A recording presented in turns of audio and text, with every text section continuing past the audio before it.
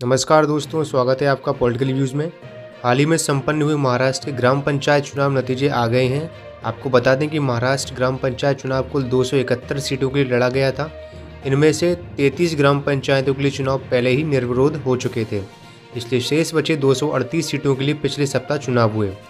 राजनीतिक पंडितों और मीडिया की खास नज़र इस चुनाव पर थी, क्योंकि महाराष्ट्र में सत्ता परिवर्तन के बाद यह कोई पहला चुनाव था, या फिर यूं कहें कि शिवसेना में फूट के बाद पहली बार शिंदे गुट और बीजेपी एक साथ किसी चुनाव में मैदान में उतरे थे। अब अगर गठबंधन की ताकत की बात करें तो बीजेपी शिंदे गुट ने जहां 122 सीटों पर जीत हासिल की, वहीं महाविकास अघाड़ी को 102 सीटों पर सफलता मिली।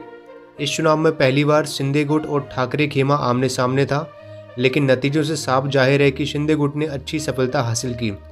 इस चुनाव में भारतीय जनता पार्टी सबसे बड़ी पार्टी बनकर उभरी है। पंचायत चुनाव में कुल 271 में 182 सीटें बीजेपी के खाते में गईं।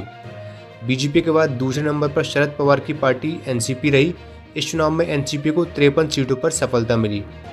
इस चुनाव में सबकी नज़र शिवसेना के शिंदे गुट के प्रदर्शन पर टिकी थी।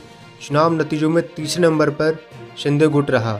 शिंदे गुट को 39 सीटें हासिल हुईं, जबकि चौथे स्थान पर उद्धव ठाकरे की शिवसेना रही, उसे 28 सीटें ही प्राप्त हो पाईं। कांग्रेस पार्टी सबसे पीछे यानी 5वें नंबर पर रही। कांग्रेस को 22 सीटों पर जीत हासिल हुई, जबकि अन्य पार्टियों और निर्दलीयों के खाते में 47 सीटें गईं। धन्यवाद।